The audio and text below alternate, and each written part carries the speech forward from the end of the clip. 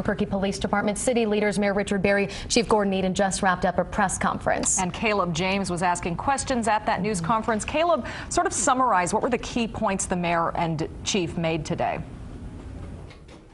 Well, right off the top of this press conference this afternoon, guys, Mayor Berry did indicate that he received the DOJ report that we have all been talking about throughout the day today at the very same time that the public did.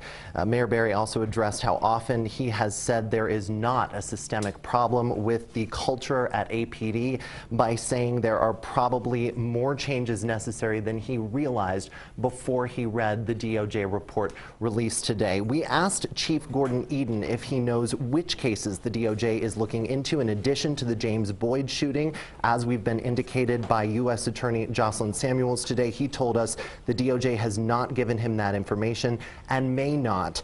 If and when he has that information, he says that he can tell New Mexicans more about what will happen to the status of officers involved in those shootings. Mayor Berry also says the DOJ report was an eye-opener to just how many problems exist within the department.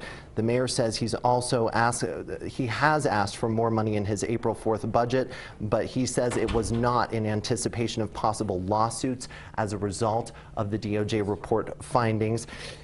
He does indicate there will be additional costs for monitors. He's been comparing Albuquerque to the experience of other cities that have been in similar situations with their police department. He says that he will make resources available once it is determined what those resources need to be. He also indicated to us during this press conference today that he wants DOJ monitoring, a DOJ monitor at APD to be an integral part of the consent agreement between the DOJ and APD. One last thing to mention for you guys, toward the end of the press conference today, APD Chief Gordon Eden was asked if he wanted to extend an apology to any of the families who had relatives involved in APD shootings. There was no response, and it was on to the next question. Reporting live at APD headquarters, I'm Caleb James, KOB Eyewitness News 4.